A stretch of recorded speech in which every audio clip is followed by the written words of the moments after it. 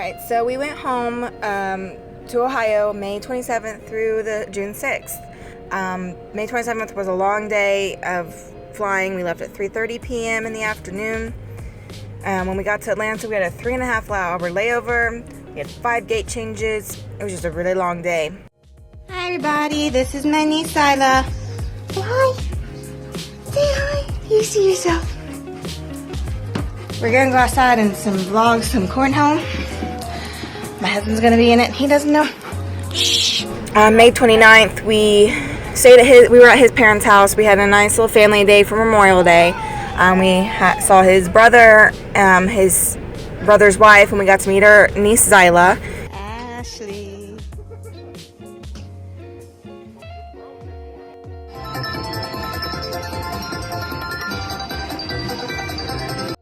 So he's in the military? Mm-hmm. On May 30th, we went to the casino, and we all four went in. Well, all 4 of us came out with more than what we went in with. Hello, world. Hello, world. And I'm the king of the world.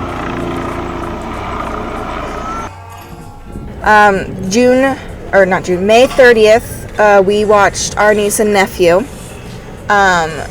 We had lunch, and then we took them to the park. It was a very nice day to go to the park.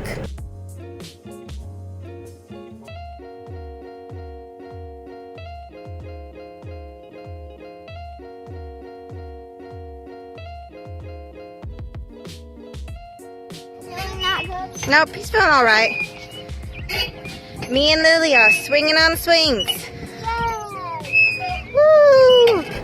June 3rd, we went to Kings Island with my niece, my nephew, my sister, my dad, and his sister. We were there 5 hours, got a decent amount of rides in. The Vortex celebrated its 30th birthday. And then I went to a birthday dinner for Amy, my sister's friend, with my sister. I was surprised I liked the food. She's more of a person that makes food that I'm like, yeah, no. But I really enjoyed the food. And then we went back outside for cupcakes and opened gifts. June 1st, I got my tattoo for the baby done. We were not allowed to take video inside, so I just have pictures. Immediately after I got it done, I got in the car. I bent down to get something and noticed there was a white moth on my leg. I googled it. It meant that a loved one had come to see you, which was very touching considering I just got that tattoo done for my baby. So it was very heartwarming to see that and then find out that that's what it meant. I'm a very spiritual person, so I believe that. We had our balloon release for the baby. It was a very nice way to say see you soon.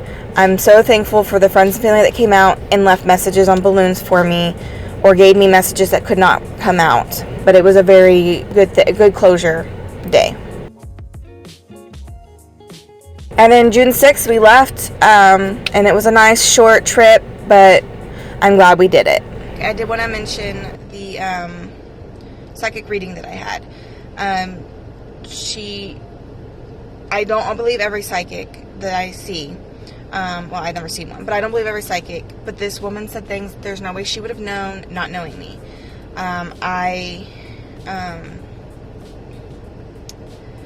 Brayden thinks she had a lucky guess, but I don't. She really said some things that hit to home. She started out by saying that my grandma has my baby, and that it was a girl, which I always had a feeling it was a girl.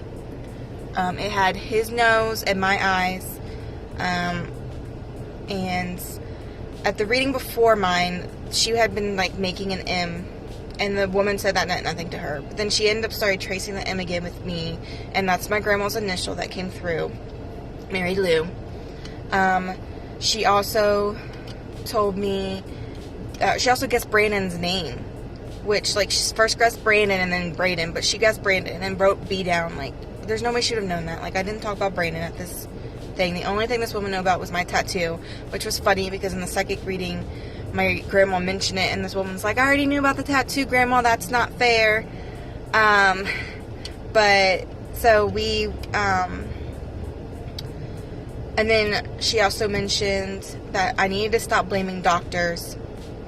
There's nothing that they could have done, which that was a big thing because, I'm blaming St. Anthony's. Not really blaming St. Anthony's, but it's a big thing. Like, I was upset with St. Anthony's of how they treated me.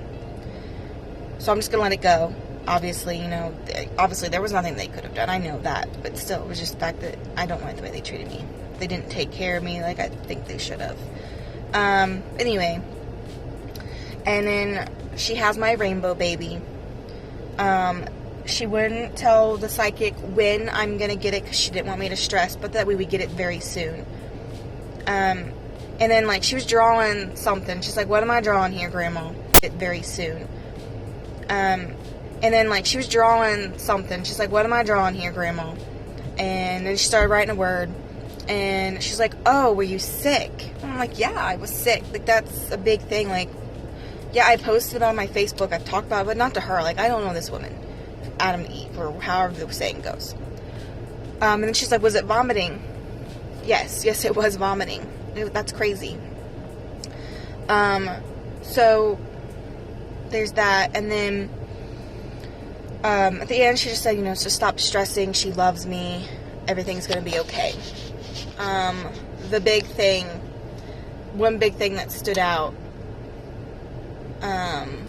in the reading was that she said she was very proud of the way Brandon took care of me. And the reason why that stands out, and I'm going to make this short and sweet just to clarify things. A few days prior, I had found out that there was some people that have taken context out of my last video, my miscarriage video, that how I said it meant that Brandon did not take care of me and that I forced the baby on him. One, he took excellent care of me for the way that he could have. There wasn't a whole lot he could do. I'm throwing up. Like, what can you do for a person who can't stop throwing up? He made sure I took my medicine, even though I told him I wasn't going to be, I was just going to throw it up. He said, take it anyway. I did, and I threw it up. He made sure I would eat. He didn't try every day because he knew that sometimes it was a lost cause. I would tell him no. Or I would be like, I did and I didn't. He would just be like, eat some pretzels, eat some peaches. He'd make me a full peanut butter sandwich when I asked for a half. He would tell me to eat, even though I just throw it up. But at the time, we didn't know what was wrong. It could have just been morning sickness and you need to eat so the baby survives. But, so I tried to eat, couldn't. Thing is, he tried to conversate with me. He tried to, comfort me. I could not hold a conversation with him. Every time I tried to talk, that's why I didn't even look at my phone. Every time I tried to do something, I would throw up. So I couldn't even hold a conversation with him. He'd come home and try to talk to me. From the bathroom, he'd leave. He'd feel like it was his fault. It wasn't his fault. It would have happened with anyone. There was one day he tried to comfort me. He got a finger on me, and I had to run to the bathroom. He couldn't even touch me. So how was he really going to take care of me? That's why in the video I mentioned he pretty much just played video games, slept, and worked, because that's all he could do. We could not do anything together. So I wanted to clarify, he took care of me exceptionally. My grandma saw that. Also, with the forcing the baby on him, I didn't force it on him. He had the choice to say he didn't want to start having a baby. It's not like I could have been like, we're having a baby now. What else was I going to do? If he could literally say, well, I'm not having sex with you then. If I told him we were having sex without condoms, then I'm not having sex with you. If he did not want a baby, he didn't have to have the baby. Yes, he was shocked. And what man's not going to be shocked?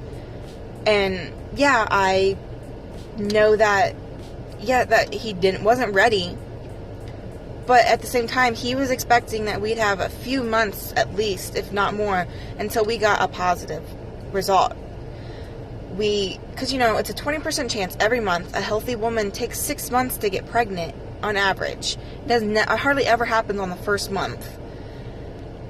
And it did for us. So yes, of course he was very shocked and he wasn't ready for that because he was expecting to have a few more months before we even got pregnant. So I just wanted to tell you guys that we are good. He's awesome. He took very good care of me. I didn't force the baby on him. We're great. But I just wanted to, post this video about our trip home, show you a little insight into our family and friends. And I hope you enjoyed the video. See you next time, guys. You are my one and only.